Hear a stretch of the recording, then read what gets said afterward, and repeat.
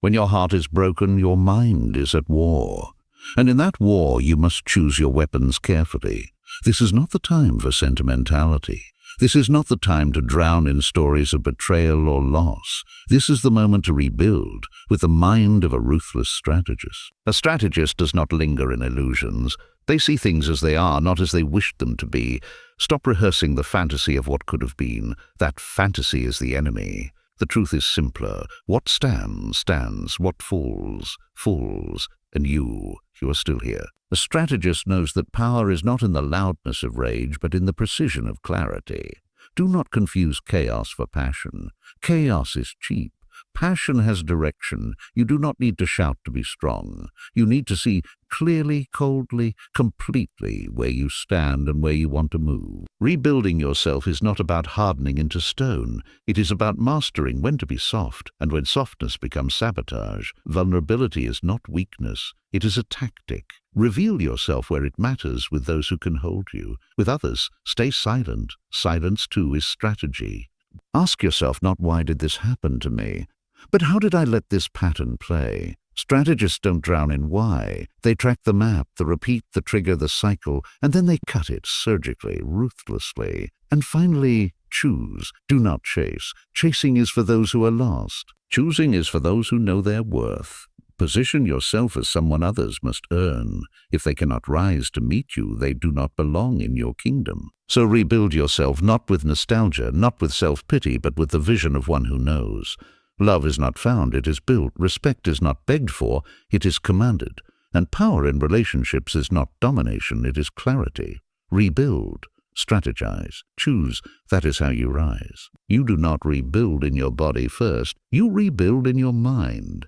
Before your hands take action, before your heart learns to trust again, your mind must decide who you will be when the dust settles.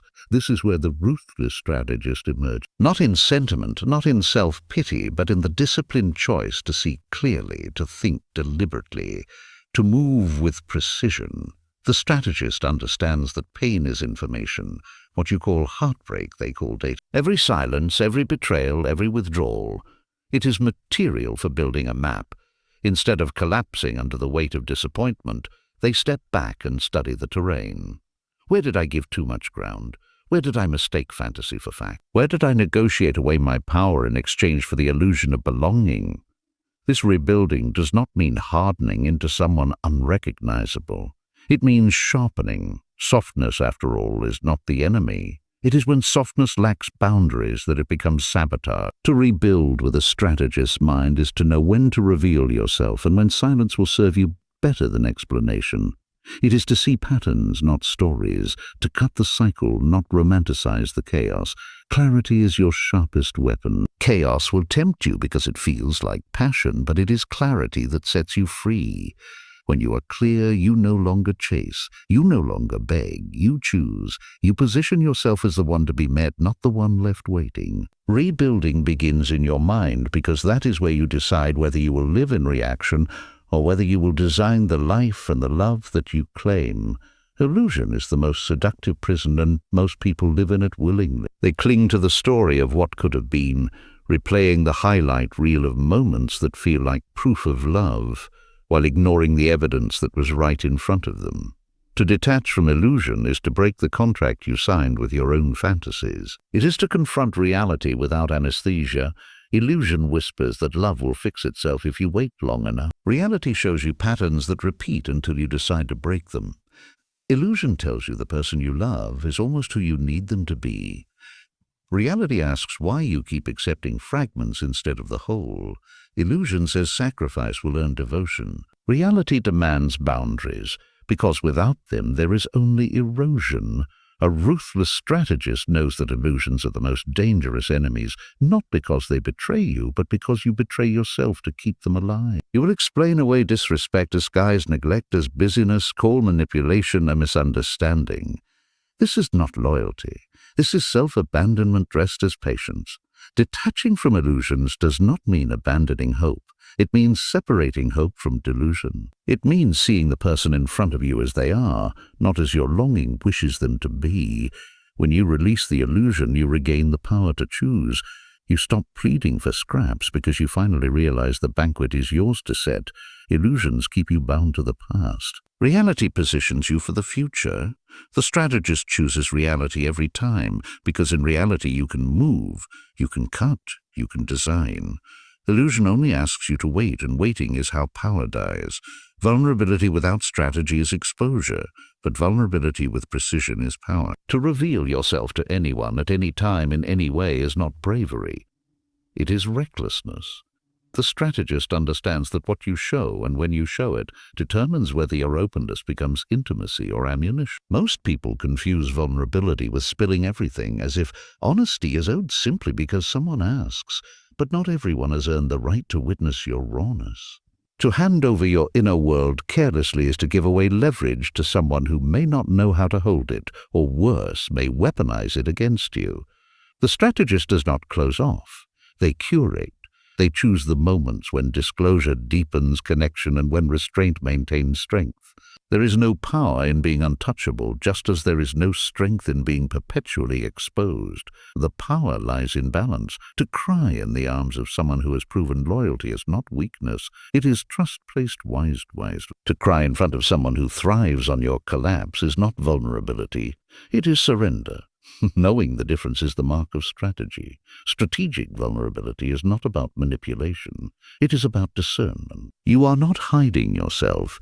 You are protecting the sanctity of your inner world from those who have not earned access. To reveal your fears, your desires, your softest truths in the right place to the right person at the right time can be a weapon sharper than silence. Strength is not pretending you are invulnerable. Strength is mastering who receives your truth and who only sees your surface. The strategist does not bleed on those who cut. They bleed only where the wound will be treated, not exploited. Stories seduce, but patterns reveal the truth. You can tell yourself endless stories about why someone acted the way they did, but if you look at the pattern, the answer is already in front of you. Stories change, shift, justify. Patterns repeat, steady and unyielding until you are willing to confront them. The strategist does not drown in the poetry of excuses. They track behavior like a map. Promises may sound convincing, apologies may feel soothing, but the strategist knows words are smoke. The real evidence is always in the repetition. Did they show up when they said they would? Did they respect the boundary when it was drawn? Did they protect your trust when temptation tested them? The pattern will tell you long before the story tries to persuade you otherwise. Clinging to the story is comforting because it allows you to believe in potential. But potential is nothing without consistent action. How many times have you stayed because the story felt beautiful, while the pattern screamed betrayal? How many times have you allowed chaos to disguise itself as passion, convincing yourself that pain meant depth? Patterns don't lie, but stories will seduce you into staying in places that corrode your worth. Breaking free requires ruthless honesty. You must train your eye to spot the rhythm, not the explanation.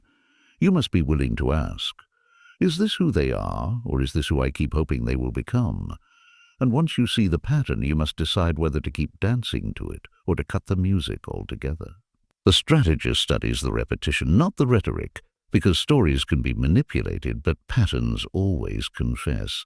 Confusion is the favorite weapon of those who want to control you, and clarity is the shield that renders them powerless. The moment you name what you feel, see what you want, and refuse to be intoxicated by mixed signals, you shift the balance of power. Chaos thrives when you doubt yourself, when you keep second-guessing, when you cling to ambiguity because it feels like passion. But clarity, calm, steady, uncompromising, cuts through the fog like a blade. Clarity is not about being cold. It is about refusing to be deceived. It means calling disrespect by its name instead of softening it into misunderstanding. It means identifying neglect not as busyness but as disregard. It means separating love from attachment, desire from dependency, attraction from addiction. When you see things for what they are, you cannot be manipulated by what they pretend to be. Those who live in emotional chaos will resent your clarity because it exposes them. They will tell you that you are too rigid, too demanding, too unyielding.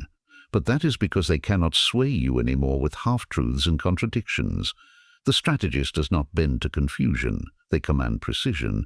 Clarity does not remove emotion. it refines it. Anger becomes boundary instead of destruction. Sadness becomes release instead of paralysis. Desire becomes choice instead of compulsion. Clarity channels the storm so it no longer controls you, you control it. When you claim time, emotional clarity, you reclaim time. You stop rehearsing endless conversations in your head. You stop waiting for signs that never come. You stop mistaking intensity for intimacy. You step out of the fog and stand where your vision is sharp, your decisions clean, and your direction undeniable. Chasing is the act of the powerless. Choosing is the act of the sovereign. The moment you chase, you place yourself beneath the one you pursue. You hand them the authority to define your worth. But the one who chooses does not beg for belonging.